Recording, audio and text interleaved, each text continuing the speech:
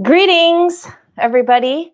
Welcome to our Happy Basins Jungle Room, our Monday night Jungle Room news live feed. I'm excited to be here as always because sharing is one of my favorite things to do.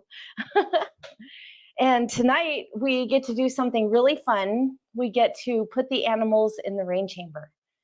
So before we get started here, I am going to go ahead and log on to my YouTube and my Facebook so that we can see who's here with us today.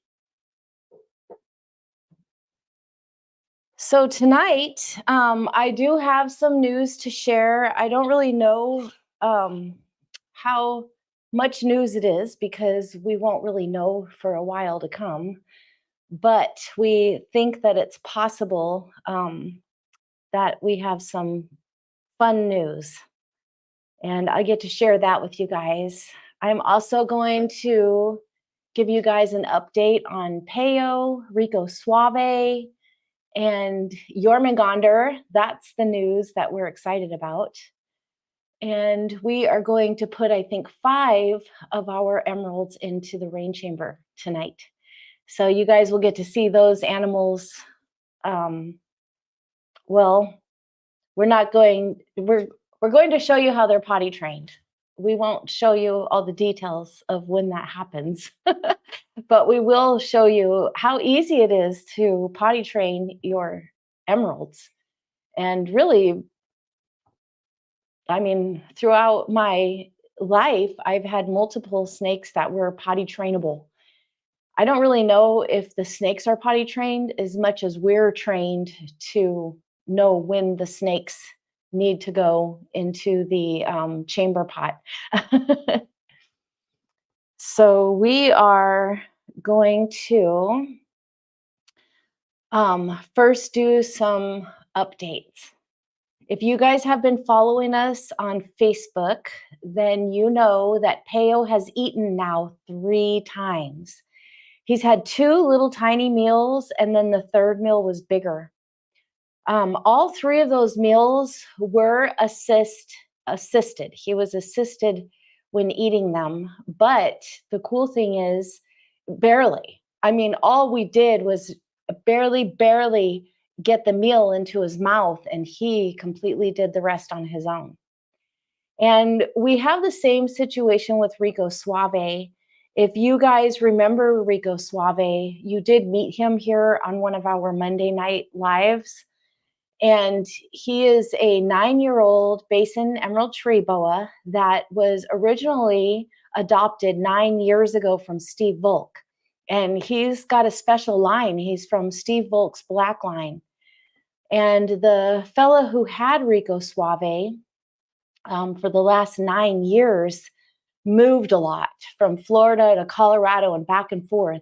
And especially these last couple years, Rico Suave had to move states like 4 different times. So he has not had good husbandry. For those of you who are not reptile people, and I don't know if the word husbandry transfers across to other animals, but in the reptile world, what I know about the word husbandry is it means the enclosures that these animals are kept in.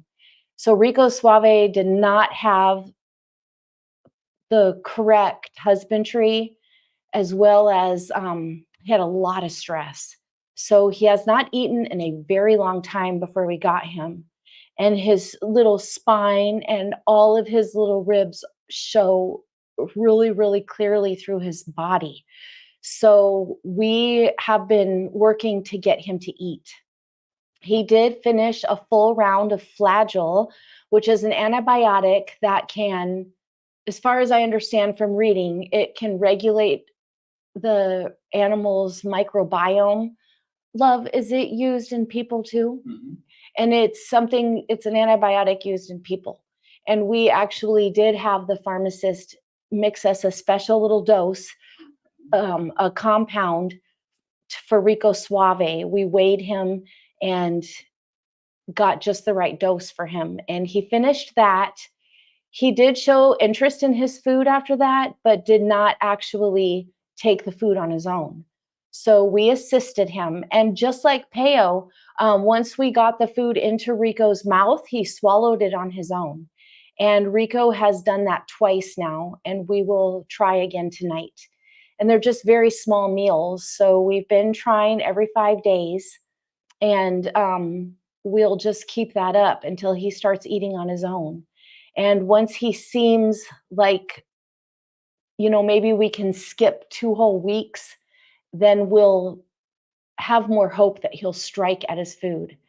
And it may be that we are over assisting him to eat, but you guys, if you saw Rico Suave and your heart felt like mine did, you would definitely have a hard time waiting.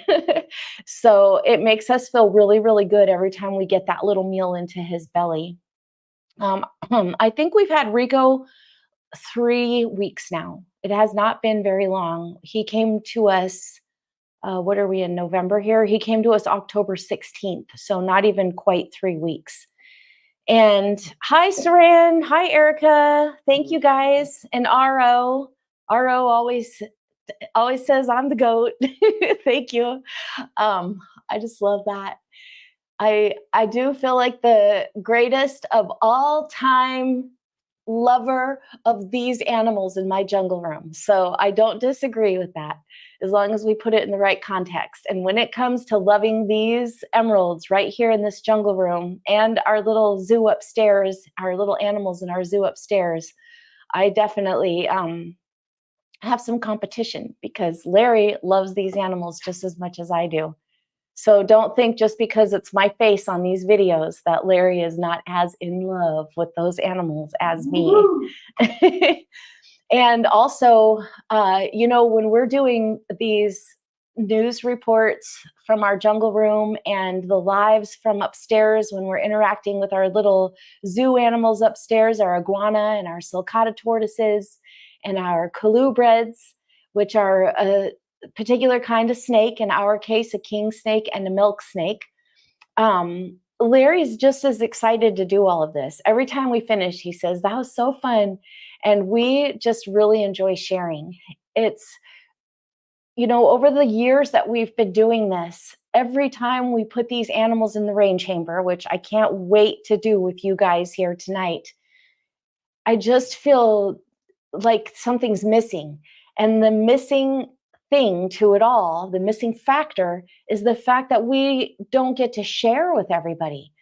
And since our whole ordeal with Isis's pregnancy and baby Peo sharing everything live on YouTube kind of created a, I don't want to say the word addiction, but it created such a fun thing for us to get to do, to share with you guys, that we just have continued it, and we're really enjoying it. Larry loves all of the technology.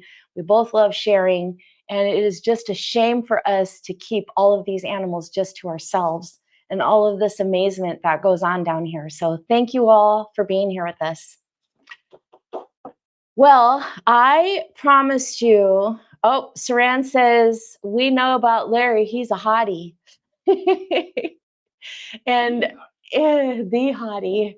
Yes, Larry is the hottie husband, and he is super sweet and always willing to help out with all of this sharing, like I said, the technology and everything. And as you know, Larry has fallen in love with even the rodents. So he is the true animal lover in this house. Although I am starting to look at the rodents differently. They are awful cute. They take little food out of your hand. They come to the door when you walk in because they want something. So it turns out they're pretty cute too. Our update on Peo. I'm not going to take Peo out because he just ate a couple days ago. He or she, we don't know. I typically say he, but sometimes I say she. We won't know that for, I'm going to say, about a year. We'll never probe Peo to find out if Peo is a male or a female. We're just going to wait and see, because we find, like you're going to see tonight, that when we put these animals into the rain chamber, the males show us their males. Because when the animals use the chamber pot it's common for the males to stick their little hemi penis out and, wiggle it around. So it's easy to identify the males. Also, sometimes through their shed, you can identify the male. You can't identify a female through a shed because not all the males have the long sperm plug. Thank you guys for teaching me that last week. Not all of the males have a long sperm plug that show in the shed. So if it looks like a female, that doesn't really tell us anything. But if the sperm plug, and what that means, I showed it last week on a picture. When the shed comes out, the long hemipenis from inside has a little shed that comes out with it. And sometimes you can see that. So we're going to wait and find out if Peyo's a boy or a girl organically. We're not going to probe him. Why aren't we going to probe Peyo? Well, as you guys saw on one of our other Thursday night Jungle Room news live feeds, that the probing doesn't always work. Even by the most professionals, sometimes probing these little, they're called neonates, these little baby arboreal snakes.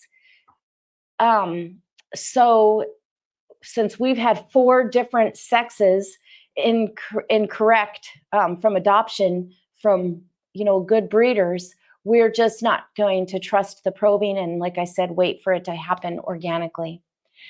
So little Peyo is doing fantastic. If you guys have seen the pictures I've been posting on Facebook, he's got a fat little belly and his little face. My girlfriend from Alaska and I talked on the phone the other day, and she was going on and on. She's not a reptile person at all, but she was going on and on about Peyo's adorable little face, how he has a baby face. And I was thinking the same thing, that Peyo has the sweetest little baby face. And reptiles are known for not having that baby cute factor. But Peyo really does. He's got a little turned up nose, and his eyes seem more bulgy like other baby animals. And we are just so in love with that baby and so proud of little Peyo. And those of you who are here who don't know, Peyo was the only survivor of Isis's litter of 8. And I sometimes, as a matter of fact, I had a dream again last night. I've been having a lot of dreams about finding more babies in this room. And of course, that's because of my hope that those babies would still be here with us, which they are here with us, because Ron Rundo from Snakescapes, he's the artist who created this beautiful sculpture of this 6-foot tree, which when we do our live feed about our art, all of this fabulous art in our jungle room, custom made just for us, by all kinds of different magnificent artists, including our mural here by Allison Surf. Ron Rundo came over here and added our babies in here. So we have all 8 of our babies right here in our mural. So they are memorialized. Also, another reason for that dream, I'm sure, a lot of people who work with emerald tree boas know one of the big emerald breeders has many emeralds in his facility, in his emerald room. And he made a post, I think about a year ago, that he had found babies loose in his room. And they're very special emeralds. They're not the textbook emeralds like we have. They're very special emeralds, worth lots and lots of money. I won't even say how much. And he just found babies that he didn't even know he had loose in his room. So thinking about stuff like that causes me to dream about finding my babies live in here. Another reason that I've been having that dream lately, more than I was a month ago, is because of the other big piece of news that I wanted to share with you guys. And that is the fact that Jormungandr shed last night. And for those of you who don't know, Jormungandr and Cassius Clay only spent 3 weeks mating. We thought Jormungandr was a male, found out due to the mating with Cassius Clay right here on a live video in my hands, we found out that Jormungandr was a female when I was just holding the animals during a live stream and they started mating. So that's how we found out Jormungandr was a female. And then we left for a trip and came back, and Jormungandr was very clearly either having ovulation or pre-ovulation. So the ovulation, if you look back again on the Facebook posts, and also we discovered that right here on one of these Thursday night live, or I'm sorry, this is Monday night, our Monday night live feed, we discovered Jormungandr in ovulation right here on the live feed. I had just come back from out of town, came in here, boom, 20 minutes after I walked in the door, we started a live feed and came around and looked at the animals for the first time after our trip and discovered Jormungandr looked like she had swallowed a football. And now, last night, Jormungandr shed. The significance of that, for those of you who don't know, is that if Jormungandr was having ovulation, then that means this shed that she had last night would be called a post-ovulation shed, which signifies the very first day of pregnancy. So it's highly probable, not highly probable, it's very possible that Jormungandr is pregnant. And before we move on to the rain chamber, I want to say something that my girlfriend I was just talking about from Alaska that we were talking yesterday. She asked me, what did you learn from Isis's pregnancy that you're going to do differently if Jormungandr is pregnant? So I'm going to answer that for you in a second. But first, I just want to look through these.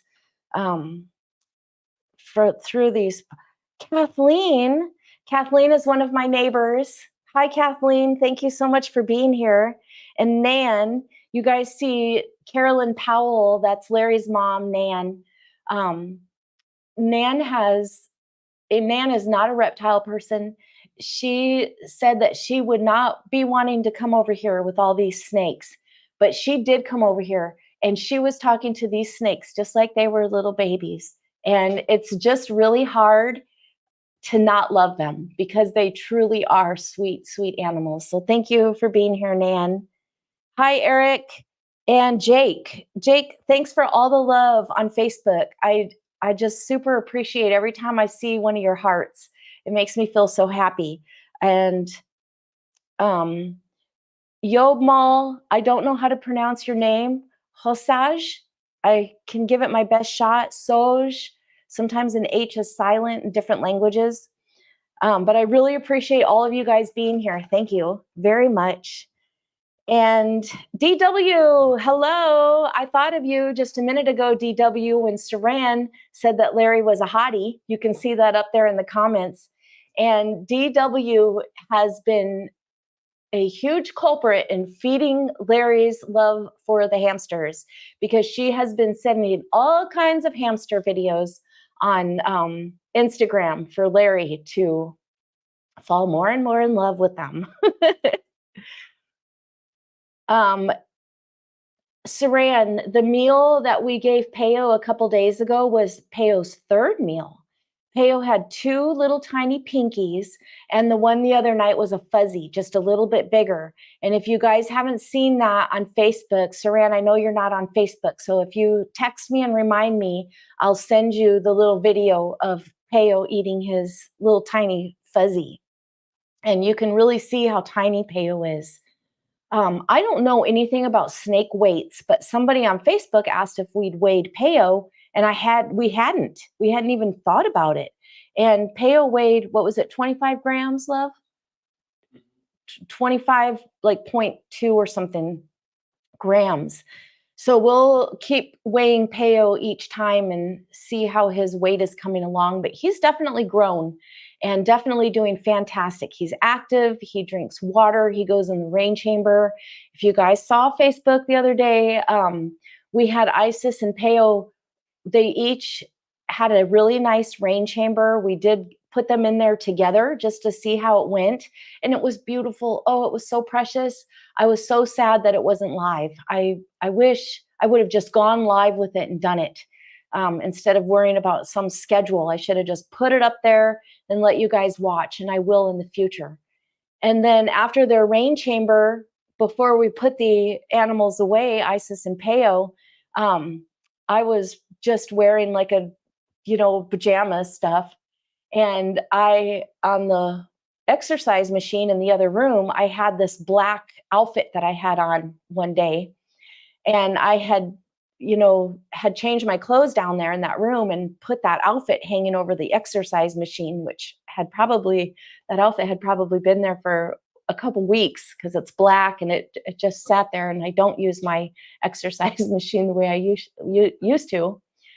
But I just grabbed that outfit and put it on, and I said, let's take some glamour shots. So I got to wear this black velvety outfit and hold Isis and Peo and take all kinds of super sweet pictures. And then we put them home and we fed them. So they had a nice little night out. They will not be going in the rain chamber tonight, but next time I put those two in the rain chamber, I will bring you guys on live. All right, so one more little read of seeing who's here. Kevin, Eddie Robinson, hello. Eddie was one of my math students at the university, I'm going to say more than 10 years ago, maybe 12 years ago. And Eddie has since become a teacher and a coach and has a sweet little baby and a wife.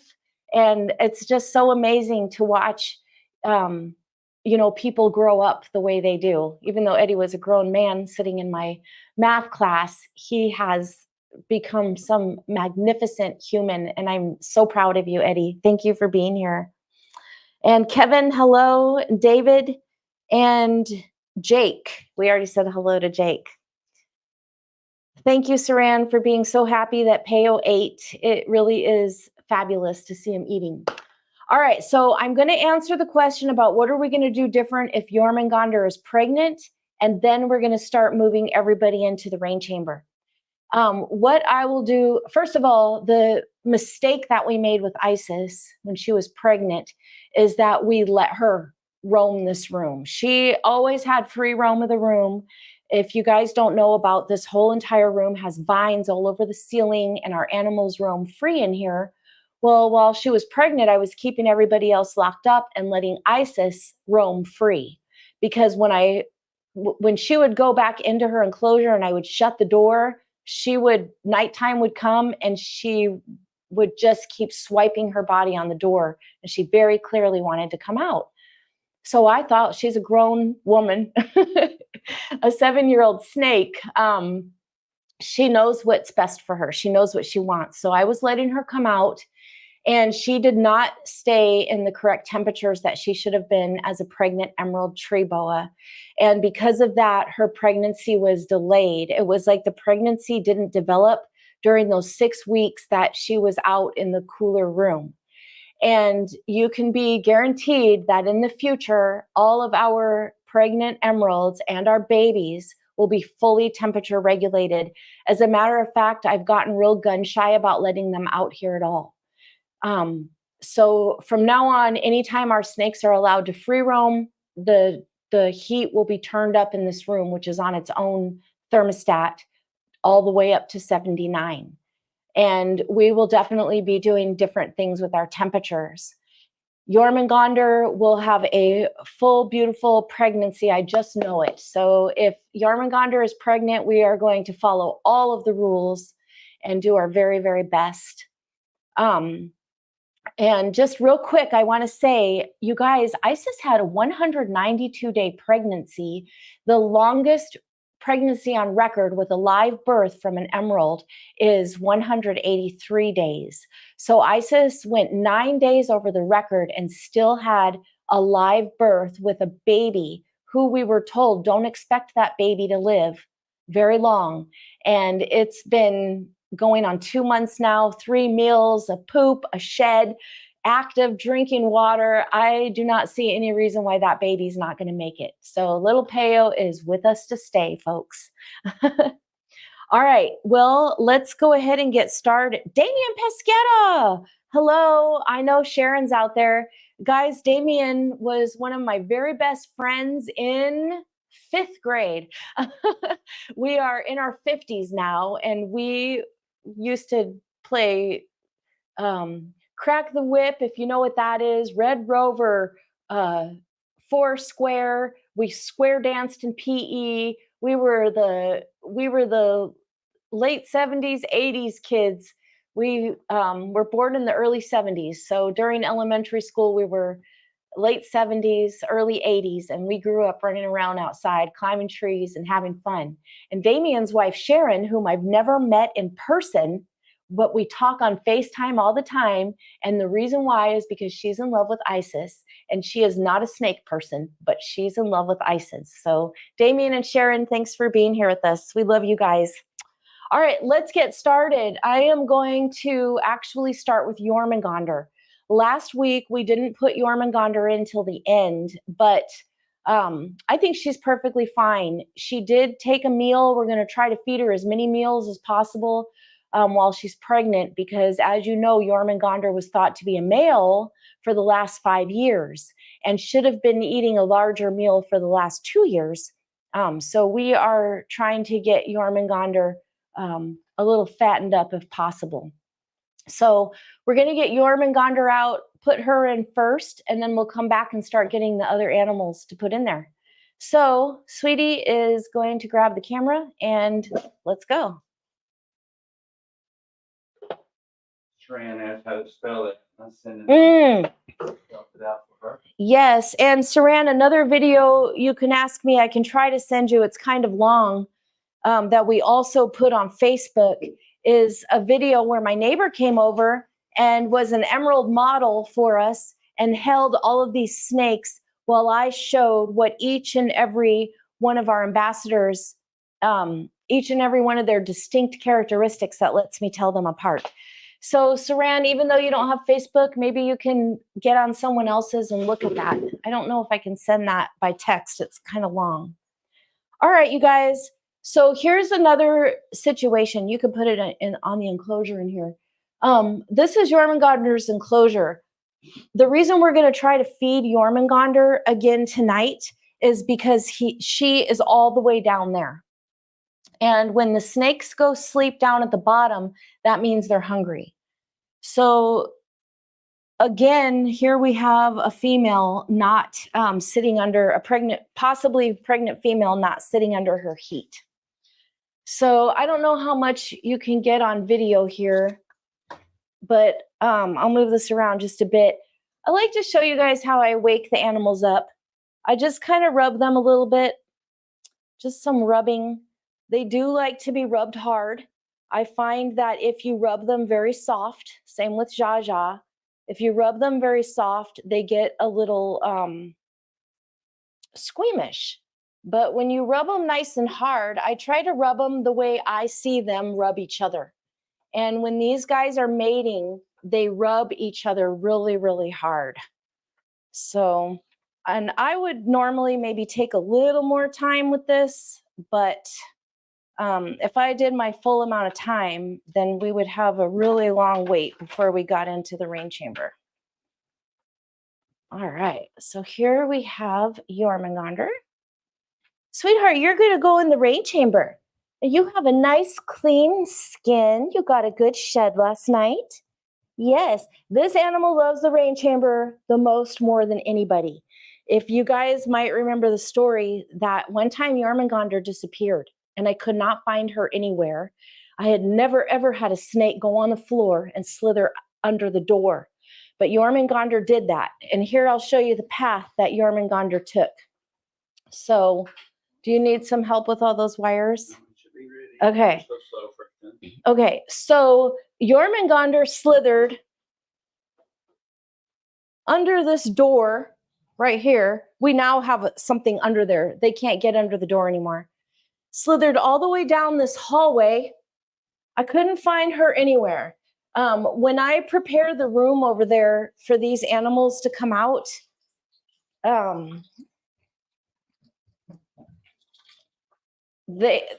there's nowhere for them to hide. So I could not figure out where the heck Jormungandr was. Well, I just decided to start looking outside the room because I was completely baffled.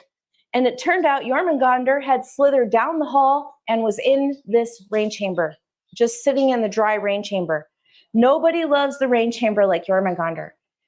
She always gets to go in first because she never wants to come out. The other animals, they tell me when they want to come out, but not Jormungandr. Jormungandr is the rain chamber queen.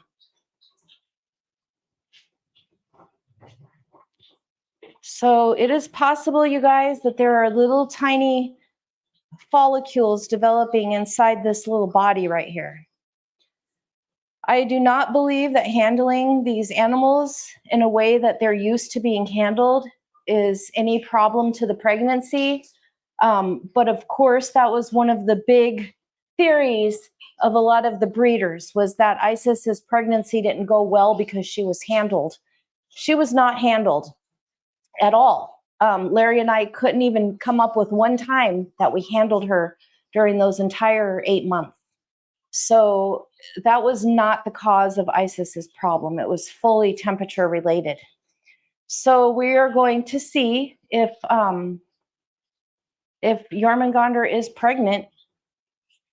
She's not going to be treated much differently. Of course, later when she gets bigger, we will take her perch out because we don't have to handle them. All of the perches in the jungle room are removable.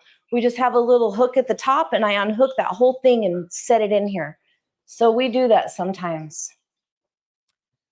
Now, what happens with these animals when they go in the rain chamber is their tail will drop down. And once their tail drops, we swish this little bowl underneath the tail, and that's where they poop, in there. And then we take this outside and rinse it. So while Jormungandr is relaxing here, I am going to go grab another animal. We do put them all in here at once. So let's go grab another animal. Although last time I did this with you guys here, we did end up missing a couple poops and had to clean them out of the rain chamber. So it is just a little frustrating to leave her alone because if she does drop her tail, I really like to be here for it. If she gets her tail on the other side, are you in here? Maybe you can come and show them a little better. You guys can see her tail maybe dropping. If she winds it up, then I'll go get another animal. If she drops it down, it looks like she's going to drop it. So I'm going to put that bowl there.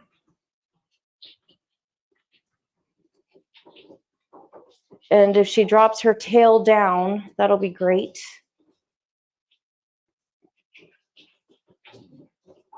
All right, it looks like she's winding it up a bit. So we're going to go get another animal. Because sometimes it takes a while. Here, come over here on this side and show her.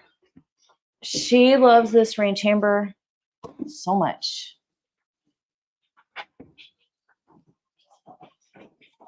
So I think now we'll get Ningishsida. We'll get Ningishsida because then we'll have 2 females in there. I can tell you guys my idea that we plan to do in the future. I'll tell you once we get some more snakes in there. You guys remind me. All right, so I'll take that little chair. This is Ningishsida. You guys, we had the exact same situation with Ningishsida that we had with Jormungandr. The situation that I was holding Jormungandr and Cassius Clay in my hands during a live feed, and they started the mating process. So then we knew that Ningishsida was also a female. All right, you want to come all the way up in here and I like to show you guys how I wake them up and take them off the perch. It's a really big deal taking these guys off the perch. So when I see these animals, when they're mating, the male will actually rub the female's tail right here. And that's how the male gets the female's tail off the perch. So I always go for that first. Once I get that off, I try to kind of hold on to it. because they do like to have their tail fully supported. And then depending on how they are, in this case, I can just get Jormungandr just like that. Nice and easy. He's gonna hold on, that's okay. That's okay, sweetie. Look at him. Larry gets the head, I get the tail. And even though our perches are removable, we prefer to handle them. We just enjoy handling them. It's pretty much common practice to not really handle these animals. They're thought of as display animals. People like to keep them for breeding because babies are worth a lot of money. We do not see, our animals do not look like dollar signs. We don't think of these guys as animals that we're breeding. We think of them as our pets. And we do enjoy handling them, even though it's not recommended to handle them. We do it, as you can clearly see on our social media. And, you know, everybody has animals for different reasons, and we have ours because we enjoy interacting with them. Some of you guys know that Larry had never, ever, ever touched a snake in his life until we got these animals. And I originally just wanted a couple snakes. I had looked all over on social media and found that false water cobras were extremely interactive, and that was what I wanted. And Larry said, I think I would like to do some research and find a snake that I really enjoy looking at. Come over here and get his face in there. And Larry chose these animals. So that's how we ended up with these emeralds. And because I wanted snakes that were interactive and I did not get them, I ended up with these. I didn't follow the rules about interacting with them, and I have made these animals extremely interactive. Now you guys can see how much they love this rain chamber. You can also see that they're not desperately trying to get away from me. They are very used to me, us. And go ahead and have another look in there, and we'll go get another animal.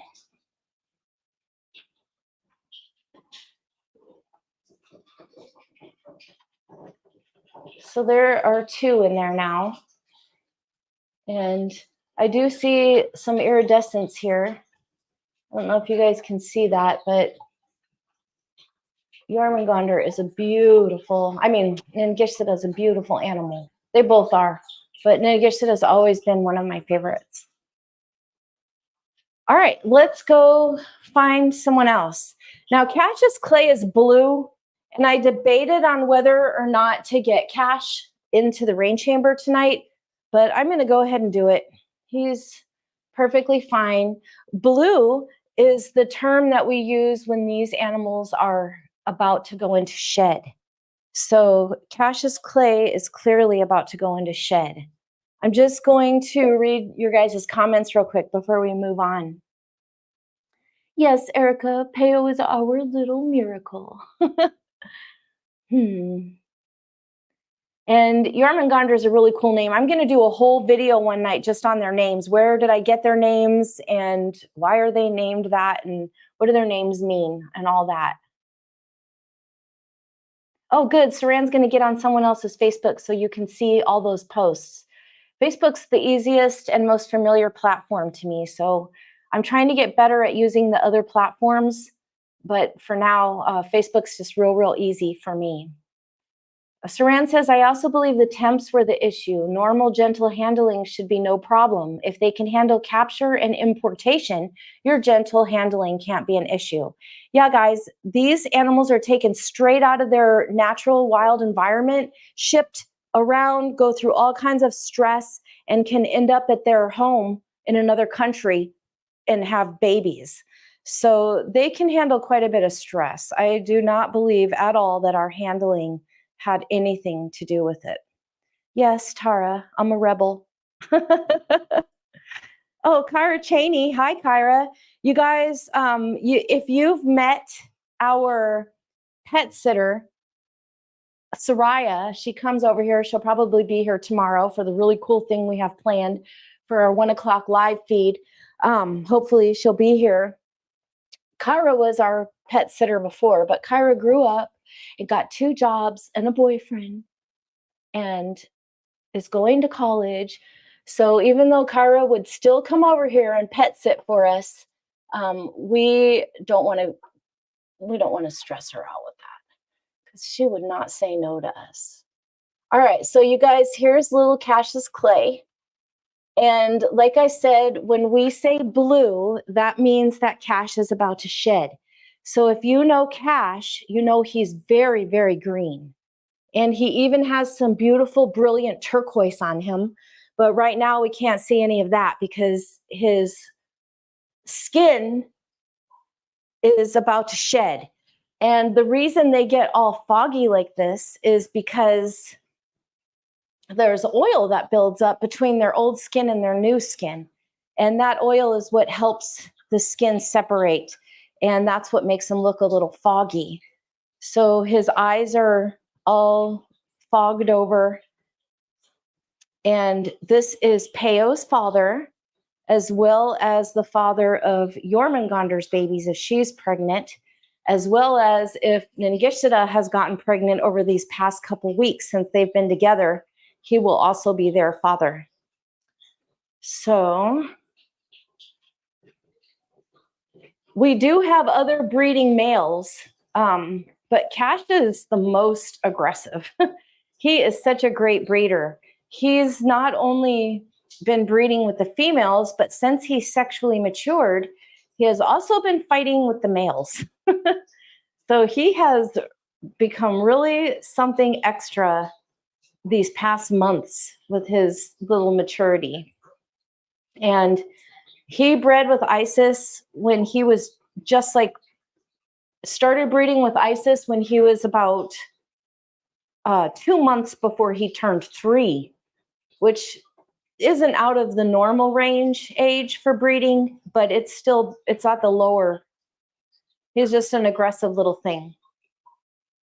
So they love this rain chamber, you guys. There are a lot of breeders out there.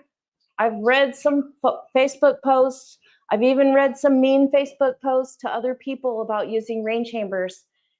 But Larry calls it the magic healing rain chamber. They love the rain chamber. It's so good for them. And during our rehabilitation right now of Rico Suave and also our raising of a, I don't want to say Peyo's failure to thrive, but, Peyo did have a very low chance of surviving. And we truly believe that this rain chamber is magic. The animals love it. Not to mention the fact that I don't have to clean those snake cages. If you guys walk into snake rooms, it's very common to smell snakes. In our jungle room, people say it just smells like earth, and that's all the plants in there. These guys poop in the rain chamber. They're all potty trained, but the truth is we're potty trained to know when to put them in here and when is the time that they're going to poop. So we just put them in here and wait for their tails to drop. Right now we have the water barely running. And once I get more animals in here, I'm going to turn the water up, which is going to stimulate them more to drop their tails. So hopefully you guys will get to see the tails drop. And until then, I'm just going to keep going to get animals. I think I have 2 more. I think I have Zaltus and who else? No, Azzy just ate because he was blue, so we didn't put him in. But we have Zaltus and Bella. I'm doing Bella last because Bella is a real go-getter. And he can run amok, make things interesting. So you want to get a little shot of all of them in there. And you guys can see this right here looks a lot like the thumbnail that I used for this video because we do put these guys all in the rain chamber at once. It's easier for us this way. And when we don't have you guys with us, one of us stays here in the rain chamber and watches for tails to drop so we can put the chamber pot under them while the other one of us goes in and gets the animals. So we don't typically leave them alone in here, because once those tails start dropping and you don't get the chamber pot under them, then it's messy. But you can see the floor in here. It's real easy to clean up. And we just take the hose from outside and hose it out. You guys, that's Ningishita. Ningishita has a beautiful long snout, longer than any of the other emeralds. I'm just waiting a second because we have movement and I don't want to miss out on any tail drops. I want you guys to see what it looks like. You sweet thing. Yes, you are. You're the most beautiful, sweet girl in the whole entire world. Yes. Wow, look at Cash. You can really see his blue eyes now. Poor thing. He can't even see. But he's okay. He's in a situation that he's extremely familiar with. And also, when they're blue, they do drink a lot of extra water. And they even like to sit in their water bowls. So we're going to just see what Ninji does here. Just give him another minute. Another thing, you guys, is I do have, I mentioned Rico Suave, but we didn't only get Rico Suave, we also got Mami Wada. And Mami Wada is an 8-year-old female who is smaller than Bella. And when I get Bella in here, you'll see the size difference. Like I said, Rico Suave and Mami Wada did not come out of the best circumstances. And she is very stunted in her growth and really also enjoys the rain chamber. But she's been eating good. She's had 2 good, big, healthy meals. And we're super proud of her, and we'll just keep working with her. All right, we're going to go get another animal. Okay, are you going to be okay in here? Do I need to shut the door? So it looks like Ninji wants to come out. And you guys can believe it or not, but these animals are extremely social. They, you know, my friend told me, and yes, it's my friend, my very good friend who I love. I talk about him a lot. He loves me a lot, and he says a lot of things to me. He calls it, I don't remember what he said, injections, because he gives me advice I don't want to hear. And besides saying that these animals need to live in tubs and I need to put fake snakes in my jungle room so that I can have fake snakes where it's pretty and real snakes in tubs where they belong, he also says that these animals hate to see my hand opening their door. So in other words, he's saying that every time I go to open their door, they're full of dread. He said that he will believe these basins are happy when they write it down in black and white. So I just think that that's not true, because when I open their door, it is very often that they come right out to my face. You guys have seen lots of videos of that. So I'm just getting this chamber pot ready. And the reason I'm kind of just standing here is because Ningishita is moving around so much, which oftentimes they'll drop their tail when they're moving. So if Ninji wraps his tail up, we'll go get another animal. So Larry's talking about right here at Cassius Clay's cloaca kind of swelling up a little bit, and he has not wrapped his tail. So the swelling and the not wrapping the tail means that he may be ready to poop soon. So I'm just giving them a little bit of time, but I do want to try to get them all in here. I was hoping before 7. There's no way we're going to be done by 7. We'll be going over as we always do, but I'll try to get as many in here as I can before then. All right, so Cash is sitting there like that. I'm going to go ahead and move this chamber pot over. I'm just putting this little chamber pot under where his tail is. because if he doesn't drop his tail right there, then he's going to wrap it up probably. And usually the tail drop is much lower than just that. So he may take it over the perch and then drop it. And on nights when I'm in a hurry, and we're doing this because sometimes you can see the animals. They'll be moving around at night and their cloaca will be all swollen. And it's like, oh, we have to put them in the rain chamber tonight or they're going to poop in their cage. So we'll just try to get it done real fast and hurry. And when that happens, I do things like make the water slightly warmer. This water can be turned up like this.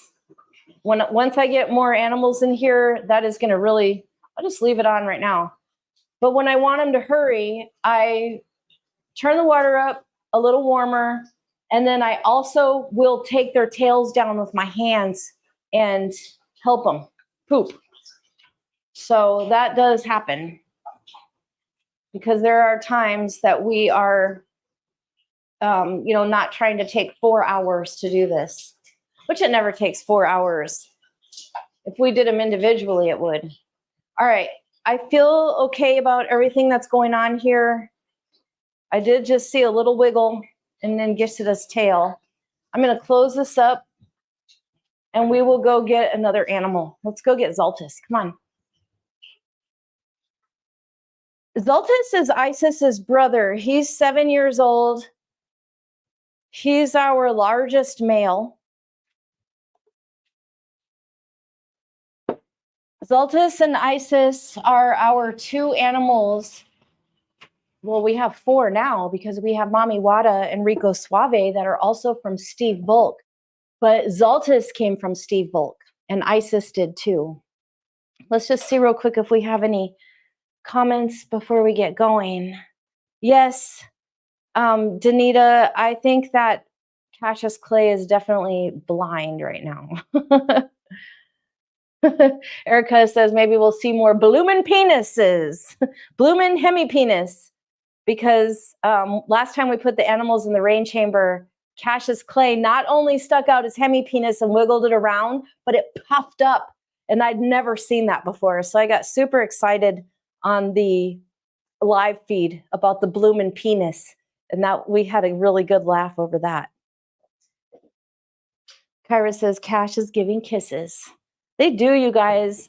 They kiss my face all the time. When I let them out loose in here and sleep in my hammocks, they come down. One night I laid as still as I could while Zaltis came down and kept flicking his little tongue right inside of my, don't go that close to my nostril, right inside of my nostril. And it was so, oh God, I felt so special. People say, some people say, those snakes are not coming to visit you when you're in that hammock. They're just see your heat index and seeing if you're food. Well, I know I always do this, you guys. I think it was Tara. Sometimes I think it's Tara and it was Erica. But I think Tara said, if those animals were in the wild, they're not going to go up to great big huge animals and check them out because that's how they would lose their lives. We'll just wait a little second here. And I do not believe that these animals in the wild are going up to hogs and all kinds of things and sniffing them because that would not be a good way to stay alive. So I believe that these animals come to visit me because they're familiar with who I am. All right, so here's Zaltis. His tail was buried, so I was not able to start with his little tail, but he does have it wrapped hard around my finger. All right, here we go. Oh, that's okay. Oh, sorry, Z. And it's natural for them to try to get back on their vine. It's perfectly fine because this little guy's perfectly fine. Just takes them a minute to realize that they're out and about. And you guys, usually when we put them into the rain chamber, look. Oh, show them Isis here. You guys, she's gaining her weight back. You can still see her ribs a little bit, but she is putting her weight back on. For those of you who don't know, Isis did not eat for 8.5 months during her entire pregnancy and ovulation, which is completely normal for these animals to not eat during that time, but it's very scary. All right, uh-oh. Just in time. So you guys can see down there is a tail drop. And so we're about to get a poop there. And who is that? That is Jormungandr. Show them Jormungandra's face so they don't have to watch unless they want to watch the poop come out. We want to watch the poop. Oh my gosh. So you guys can see exactly how it works. We got in here just in the nick of time, right before Jormungandr started the poop. We're thrilled that Yormi's pooping because we do want to try to feed her again tonight. And she is hopefully going to eat again. We want to get her as much food as possible into her.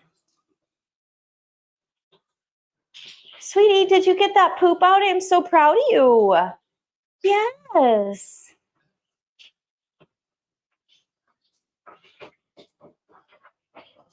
All right, so now we have this little container that is going to go, you don't have to show them the container. It's going to go outside and get rinsed out.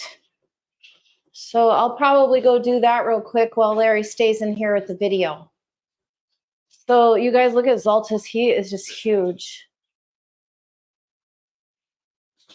Are you getting inside there?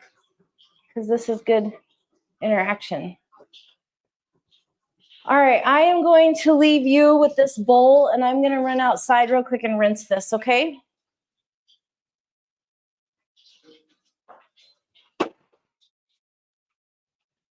I'll be right back in 1 second.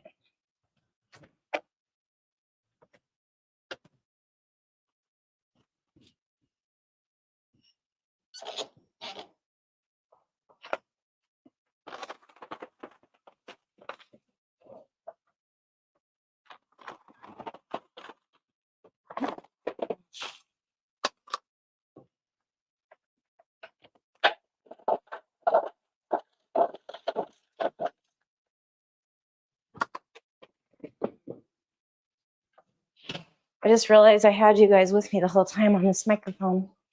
Oh my goodness, look at those beauties.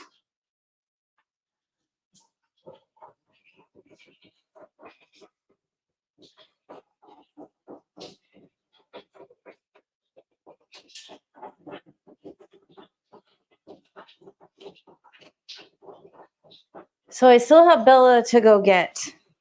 It's possible that once Bella gets in here, the dynamics will change a little bit. So we'll just give them a little more time without the muck runner.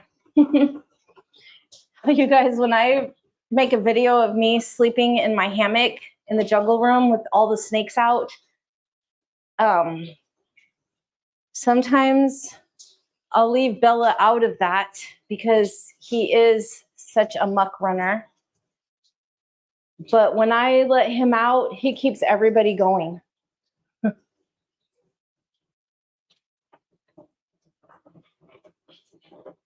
Sweet boy. You are.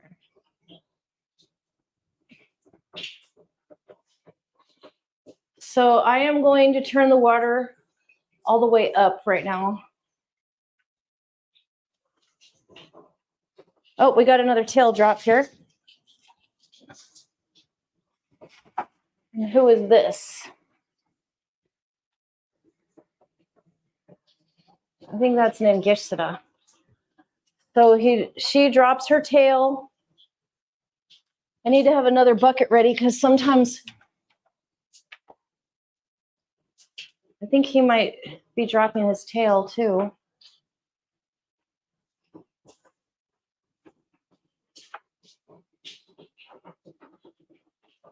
And I don't know if you guys can see the swelling that happens as they push the poop down. Mm-hmm.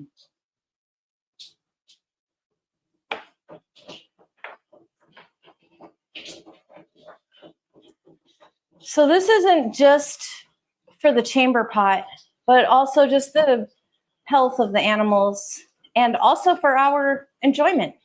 We have these animals because we enjoy interacting with them. We enjoy giving them pleasure. And it's very clear that the rain chamber is pleasurable to them. So we really, really like to do all kinds of little stuff. And it's kind of like the same thing when you buy your dog or cat toys to play with. It's just fun to watch them enjoy themselves.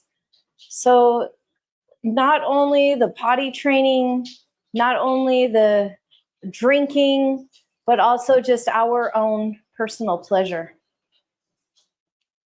All right, so there is Nangishita has pooped, and I am going to go rinse this out again.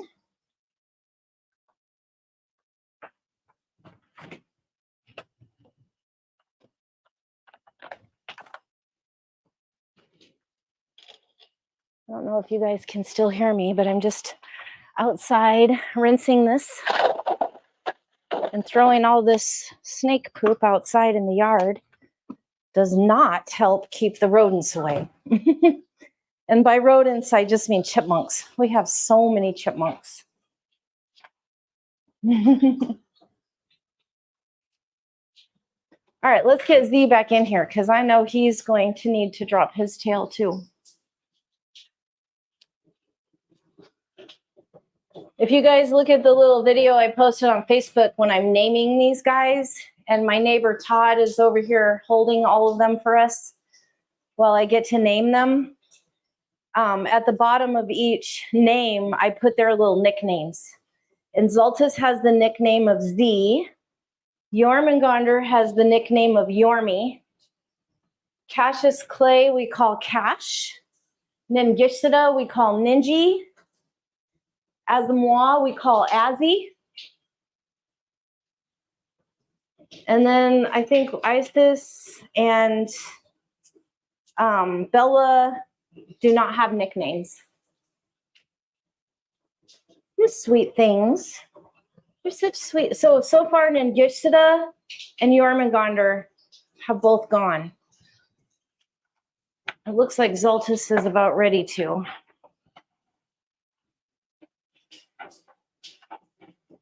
And I don't want to take them out yet. Even though some of them may seem ready to come out, they're not going to come out yet.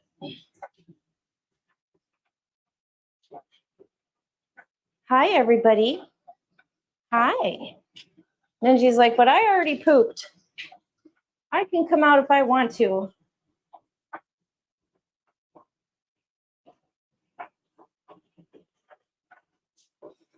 Do you have enough footage on them? Because they're the magnificent thing here.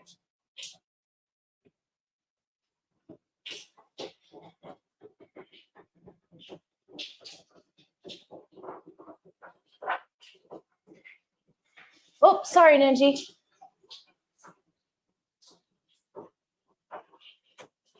So we have 4 animals in there right now. Whoop.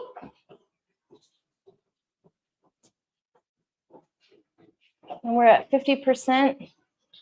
I'm not sure if Cash is going to drop his tail tonight, being that he's blue, but I can guarantee you he is enjoying the water.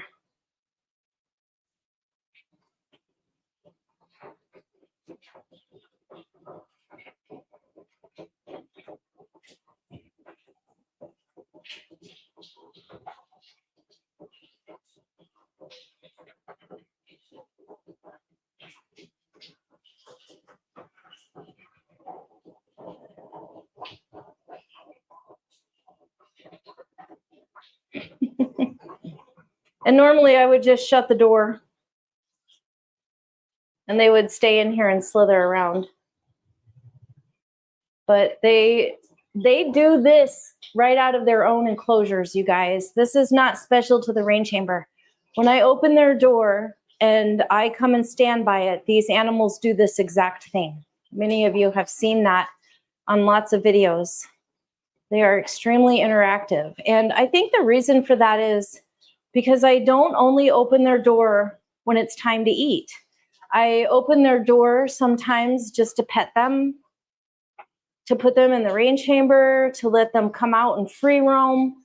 So they have all kinds of reasons that they get their door open. So I believe that's why they don't, come out and try to bite you when you open their doors. When we first got these animals, we were told, don't ever open their doors at night because they will light you up, which means bite you. And yes, when we first got them, it was the case that when we opened their door, especially Zoltus and Isis, they were 3 years old when we got them. They were holdbacks from Steve Volk's black line. And so we didn't get them till they were 3. So they had never been held. Steve Volk is a breeder who loves his animals, but he never ever holds them. So they had actually never been held in their life. And when we opened their door, they did think it was time for food right away. But it didn't take long at all for them to adjust to the fact that there are other reasons to have their door opened.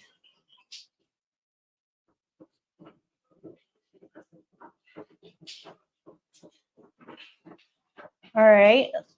You think we're safe to go get Bella? What's everybody doing in here?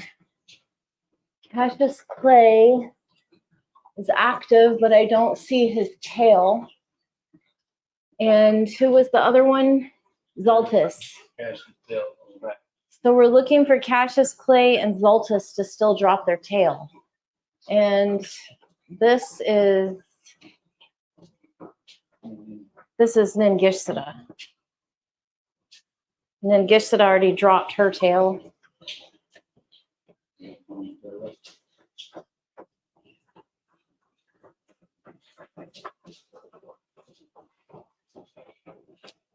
All right, let's close this door and go get Bella. I'm taking a real risk here, but if we have to clean up a mess, we'll just clean it up. But we'll try to hurry. Bella's fast and easy. Bella's extremely squirmy. Bella was our last emerald to become an ambassador because we always thought Bella was a she until recently. We learned that Bella was a he. But Bella had to be assist fed as a baby. He was actually a rescue that Steve Volk rescued from somebody else because he would not eat. So it took him a long time to get used to being handled, and he's still our squirmiest.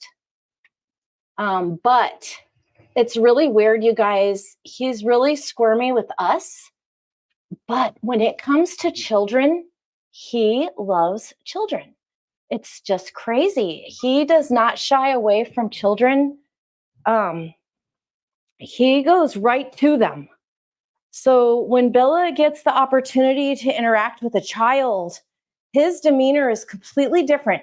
You would think that a snake cannot tell the difference between a child and an adult, but I am telling you guys, it is very, very, very clear that he can. All right, so he's probably really excited to get in here. Zoltus is right here at the door, so I have to go super slow.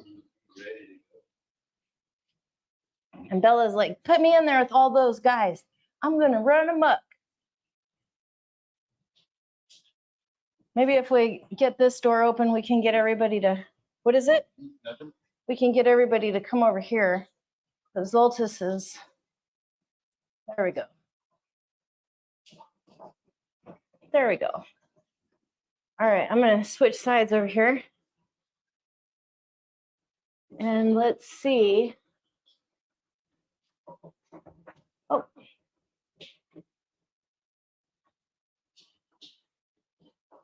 I'll open this door over here and they'll all start coming over here.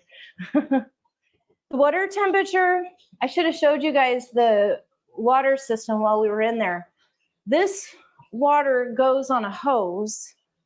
Can you show them this green hose down here?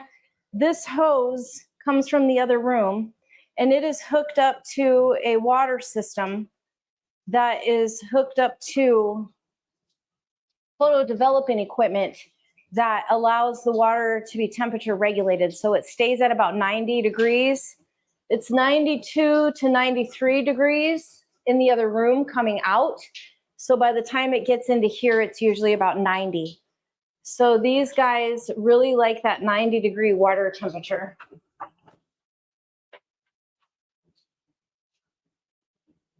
And we usually do leave them in here until everybody poops, because everybody poops. That's a head. I know it looked like a tail dropping, but, and you know, sometimes, uh-oh. Sorry about the noise, you guys, but we have to run our pump. Amazon, pump on. So we just turned the pump on. This is our water catcher right here.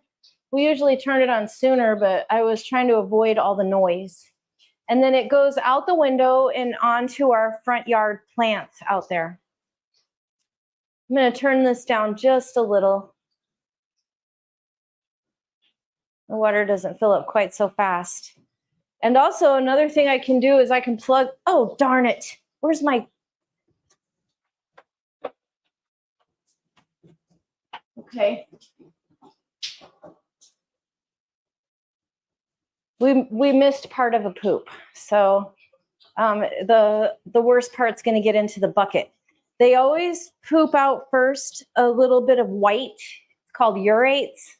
I don't know what that is. If somebody can tell us, it might be, I don't know, the bones and stuff of the rats. But then after the urates come out, that's when the dark, messy, smelly part comes out.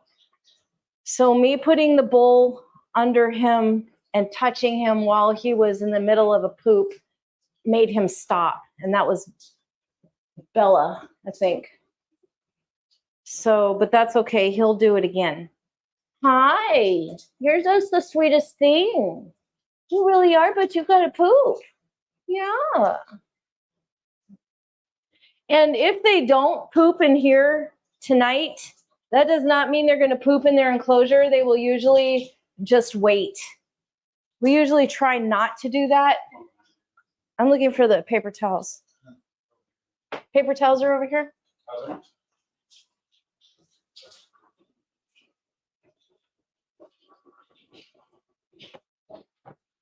So fortunately, oh, look at all that.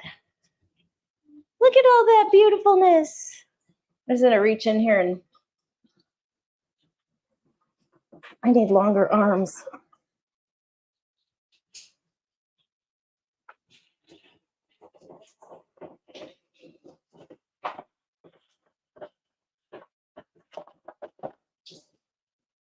All right, so we have 3 out of 5. So we still have Cassius, Clay, and Zaltis who have not dropped their tails. Look, do you guys like showering with them? Aren't they precious? It's such a great time. Oh, such a great time to interact with them. What is it? Erica said that's the shower party. I'm gonna be part of it. That's why I invited you guys to shower with us tonight. And if you guys don't know, you know, like our shower that we would normally take a comfortable shower with as humans is about 120 degrees. So people who actually want to shower with their snakes really need to make sure that the shower is nice and cool. It should be cool to the human touch. And I know Erica knows that. I'm not telling Erica that. I'm just saying it in general. I have seen Facebook posts of people showering with their snakes, and I can see all the steam. Like you can tell it's real, real hot, like a person would like it. And these guys are cold-blooded and they don't like that hot water. Oh, darn, I missed another poop. Cash is over there pooping. We're just gonna let him poop and I'll clean it up.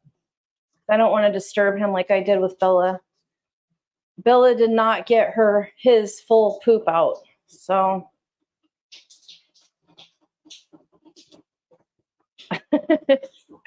You guys are so, oh my God. Have you guys ever heard of affection aggression? Because I just learned that term, and it's a real thing, especially with Jaja, with that iguana upstairs. Oh my gosh, you guys. Sometimes I just have to really stop myself from hugging her too tight. She's so precious. Okay, so we got a nice tail drop over here from Cash. He's done. And I am going to clean that up.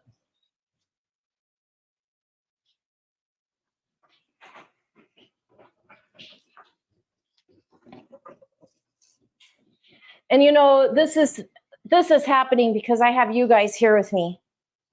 We are very attentive to the chamber pots, and we typically do not have to clean up any poop here. But we have you guys. Yep, we are preoccupied here tonight.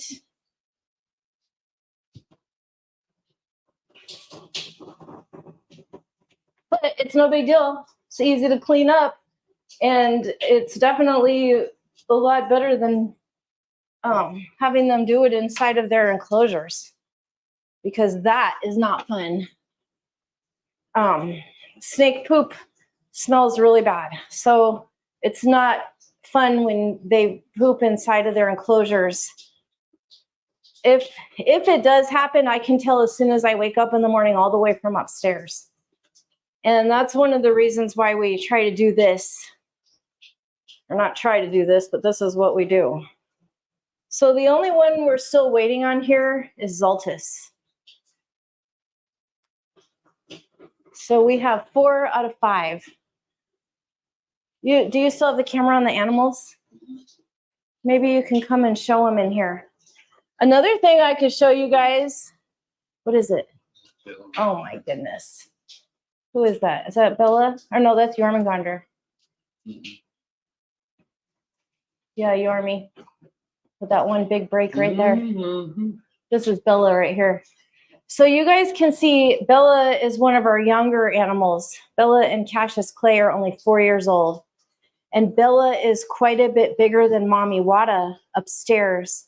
We can't do Cassius Clay and Mommy Wada yet because they are still in quarantine. Look at Zaltis laying on the floor in there. So the thing I was just going to say that I could show you guys is I can plug the drain up here. These snakes love to swim. Oh, I think we're going to get who is that over there in the back? Here, let me get this under there. Because Cassius Clay looks like he might be dropping his tail again. Sometimes that happens. Sometimes they get a little more out. And that looks like that may be the case here. And I did stop one of them, but I think that was Bella I stopped. I interrupted.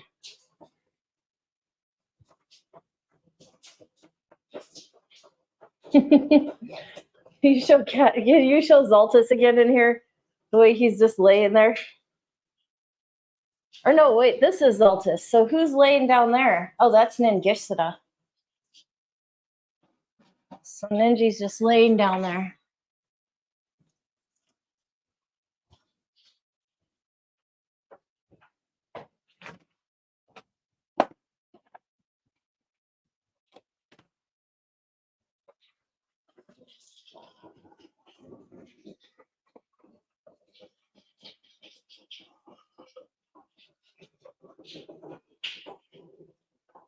So once we get 1,000 followers on our YouTube, we get to open a YouTube store.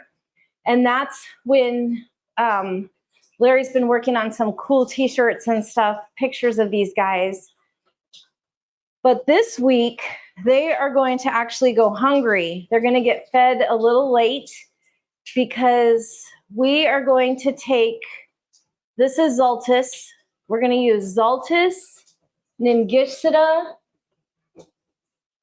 Cassius Clay, who's about to shed, and one more. Who was the other one? Zaltis, Ningishsida, Cassius Clay, and I can't remember who the other one is.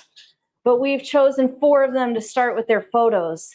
And I am going to be doing photos of these guys live on our room tours, which is on Thursdays at 1 o'clock. So this Thursday at 1 o'clock, I am going to attempt to photograph, probably not Cash, he probably won't be shed by then, but I'm going to photograph Zaltis and possibly Ningishita. So you guys will get to see me do that.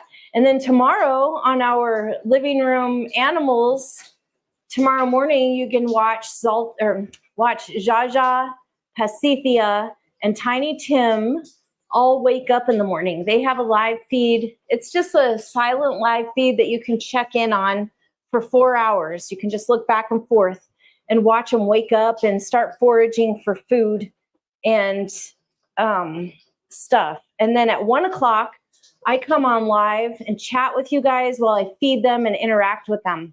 And it's really fun to watch the tortoises and the iguana begging for food. But tomorrow I'm going to also do something extra special. We got some non-toxic children's finger paints. It's all washable. It comes off really easy. And we are going to do an experiment. And we're going to dip. Oh, you okay? That's Bella. Bella's still a little squeamish. And that's okay. We're going to dip their feet in the paint and let them walk all over the living room floor. And if we can get good at doing it with the non-toxic paint, well, of course, we're going to use non-toxic paint no matter what. But we'll get some paint that works a little better and let the animals leave little footprints all around upstairs. But I just remembered I was about to tell you guys that these animals swim in the wild. They actually go into the river and swim. We have footage of emeralds swimming in the river. Also the Amazon tree boas. Amazon tree boas are really smart. When you catch them in the wild, sometimes they just release their whole body and drop down into the river and hold on to some shrub down there. So they can hold their breath for quite a long time.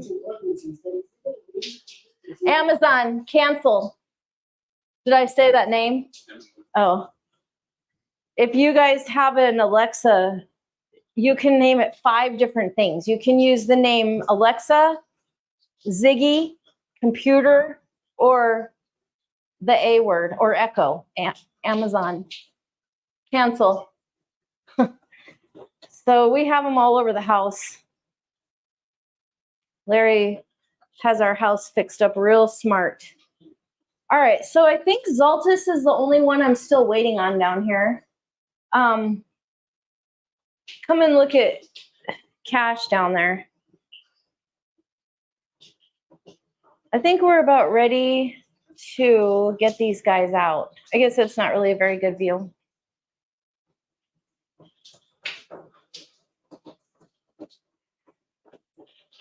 So everybody seems pretty ready to come out. This is Ningishita.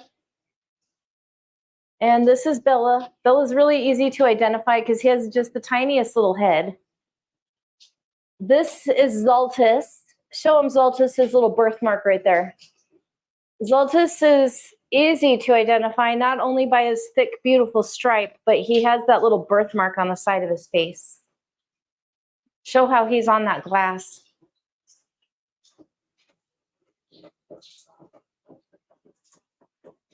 And then, of course, Ningishita right here has this big, beautiful, long snout I always talk about.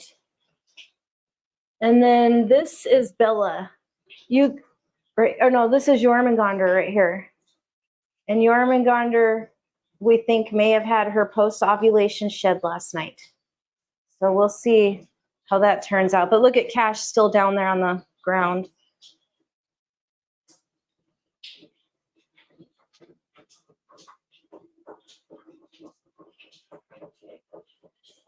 All right, well, you guys, I think what we'll do is we're going to put everybody back home. That sweet tail.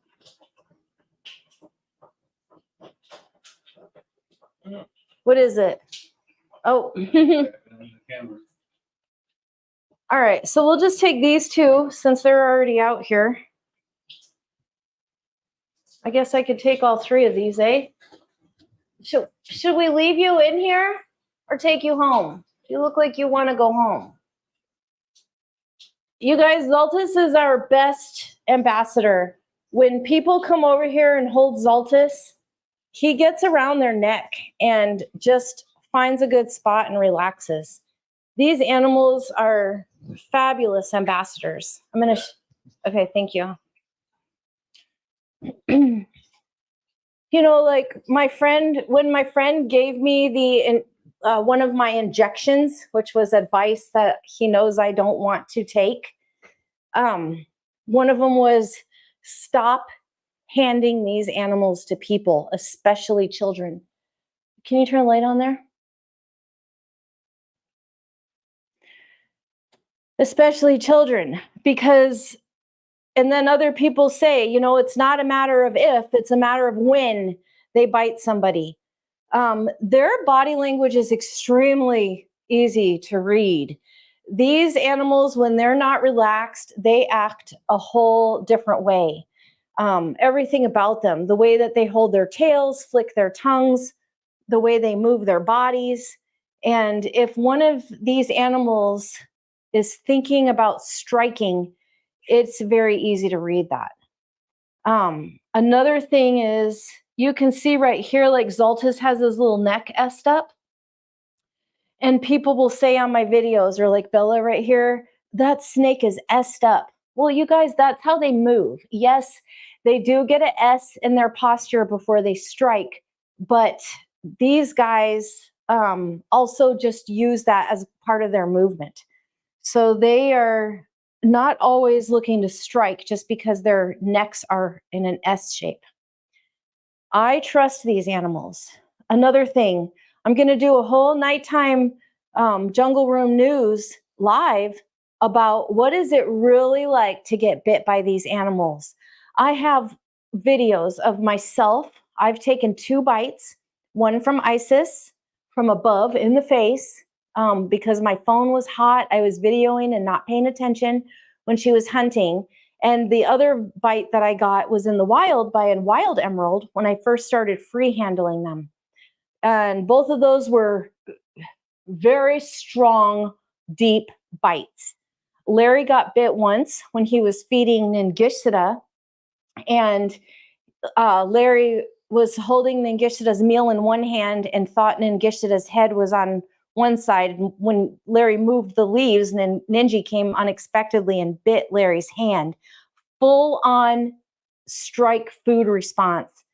And then my girlfriend Allison got bit in the wild on one of our jungle trips by a wild emerald. And I have all of that except Larry's on video and other bites that I've witnessed. So I can tell you guys what it's really like to get bit by these animals. Let's put them back while we're chatting. This is Bella's house here. And of course, people have other stories. For example,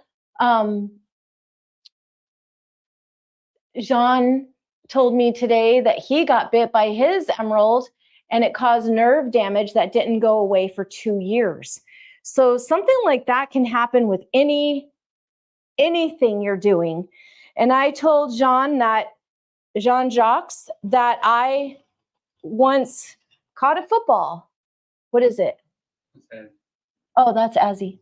We didn't take Azzy out because Azzy was blue and shed, and then we fed him, so he didn't get to eat. But Zoltus did used to live in there. And whatever happened, they got switched some time ago. So I'm just going to put him in here. But Jean-Jacques said that his emerald bit him and gave him nerve damage that lasted for 2 years. Well, I once jammed my finger catching a football, and it was 2 years. I didn't think it was ever going to go away. It was more than 2 years. I did x-rays. I thought it was broken. And even after a year later, even after I already had x-rays the year before, I wanted to go get more x-rays because I couldn't believe how bad it still hurt a year later. So Larry and I are certified scuba divers certified to work with wild sharks and conservation. And Larry once accidentally got bit by a shark on the ear, sliced his whole ear in half. Do I have somebody hooked on here? Sliced his ear in half, and it was gushing out blood with all those sharks around us. Sharks never paid one lick of attention to that human blood. They were too busy trying to get the fish food that we were offering them. And, you know, we super glued Larry's ear, and he was back down in the water the next day. So everything that you do, everywhere from catching a football to diving with sharks to working with these emeralds, can have mistakes. The shark thing, yes, that's much more dangerous than dealing with these emeralds. They're not venomous. And if they bite, they could bite in one particular place that could cause some long-term damage, but that is not likely. That is an outlier. Normally, these animals do not have a detrimental effect when they bite. So we do continue to handle them and let others handle them. It's been years now. They have done dozens and dozens of ambassador sessions, and we have never, ever had a strike or even a false strike, nothing.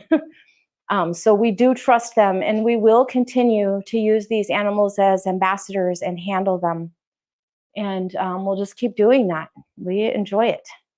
All right, let's go see who's left in the rain chamber. And then we'll sit down and respond to any comments before we say goodbye. So we have 2 people left in here.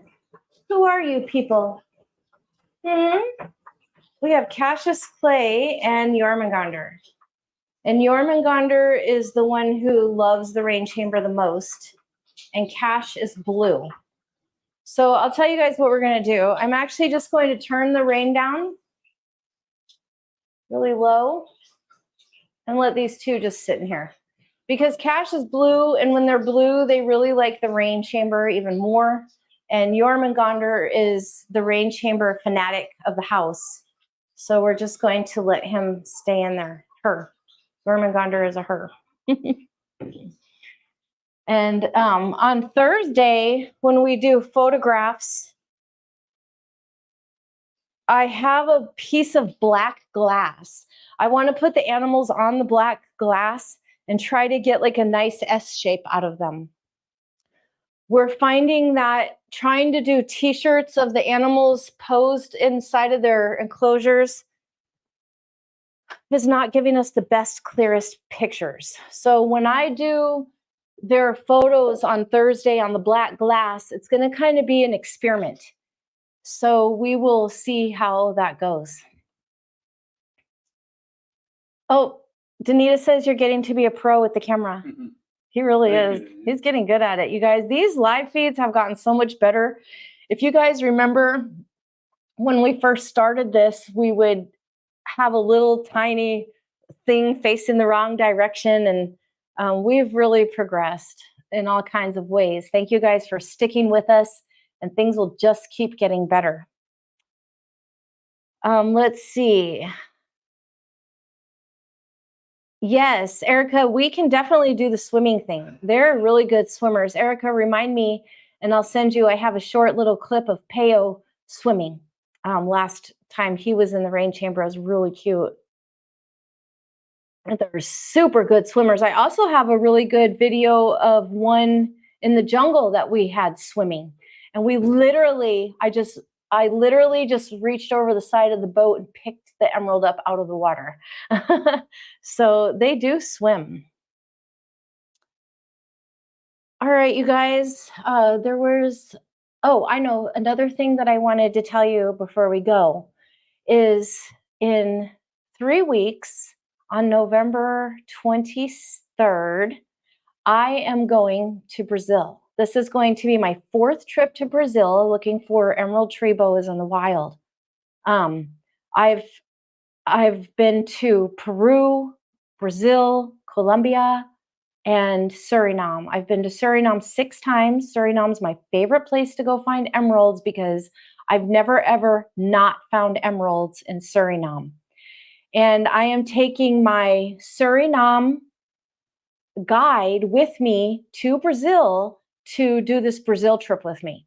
And I'm also taking an interpreter who is not only a language interpreter between Portuguese and English, but also he is a Brazilian rainforest interpreter. He's a master at the rainforest. And Mark from Suriname is also a rainforest master. So also the fella in Brazil who is a researcher of very specifically these emerald tree boas. For decades he's been researching these animals and worked with other famous researchers of these animals. He's going to be the one taking us out there. So my chances of actually finding these guys on this trip in Brazil is highly probable. Now, what is it about this trip that makes it the most special trip of all of this? Will be my 11th trip to the jungle. And what makes this the most special of them all? And yes, every one of my jungle trips has been specifically solely to find these emeralds in the wild. When you find these guys in the wild, there are two species. You have the northern emerald tree boa, the Coryllius caninus, and then you have the southern emerald tree boa, the basin emerald tree boa, which is the Coryllius batisi, which is what these guys are. Well, all over South America, south of the basin, and some areas just barely north of the Amazon River, you Ziggy pump off. I'm going to turn that pump off in the other room. You could tell the water was getting too low for it. When you find these animals in the jungle, it is very rare to find the basin or the Coryllius batisi with a stripe. The batisi does not always have a stripe. As a matter of fact, it rarely has a stripe. These animals that we have captive bred and born in America, which all of my animals are, I've never ever taken an animal from the wild ever. As a matter of fact, I do just the opposite. For those of you who know what we do out there, when we find these animals, they don't have stripes. As a matter of fact, I have art all over this room of batisi that I have found in the wild with no stripe. Well, in this very particular area of Brazil, the batisi are striped. So this is going to be my very first time seeing the striped batisi in the wild. And there's another unicorn out there in this area, and that is the black batisi. This emerald tree boa also comes in pitch black. And that is a highly desirable trait in these animals. And where I'm going to find the striped batisi is also where the black batisi has been found. So this is the most exciting trip I've ever taken. I'm not going in the very best time of year. This is a preliminary trip. I'm going to go meet the Brazilian guide. I am going to scope out the area and we'll see what we can find during a dry time. That's not the best time. And then we will create a trip that I can actually take others back with me. And I'm super excited about that. There are some of you out there have been on my Suriname trips with me. They are absolutely fantastic. And I'm super proud to take anybody out there to Suriname with Mark and our team to the Quarantine River, which is bordered by Suriname and Guyana. And we always find emeralds out there. You can't guarantee what's going to happen in nature, but we have never, ever been out there and not found emeralds. And even before I started traveling with Mark out there in Suriname, I traveled with another team and we also found lots of emeralds out there. So they're out there and I want to take you guys to find them. So if you are looking for one of those trips, hit me up and we will talk about it. Well, guys, it is 7:39. These live feeds never just last for 1 hour, but I just like to put an hour on there. I really appreciate you being here. Please subscribe to our YouTube channel because we're excited to get 1,000 followers so that we can open our YouTube store and start offering t-shirts and other cool stuff that have pictures of these beautiful animals on them. I always have a hard time saying goodbye on these live feeds. I just want it to go on and on. But I know it's time for it to be over, and I absolutely love and appreciate you guys. Thank you so much for coming with us on this journey tonight, putting our animals in the rain chamber. And as soon as Mommy Wada and Rico Suave get out of quarantine, they will be joining us down here. All right, you guys, keep being amazing, and I will see you tomorrow for our upstairs Jaja and the tortoises putting footprints all over the floor. It's going to be so super cute. And yes, Saran says hit the like and subscribe. Please do, you guys. If you have followed a link to get to this YouTube live feed, then you may not be logged in. And I ask that you please take the little extra effort to search Happy Basins when you are logged into your YouTube so that you can hit like and subscribe. All right, you guys, thank you. Thank you so much for being here. We'll see you again soon.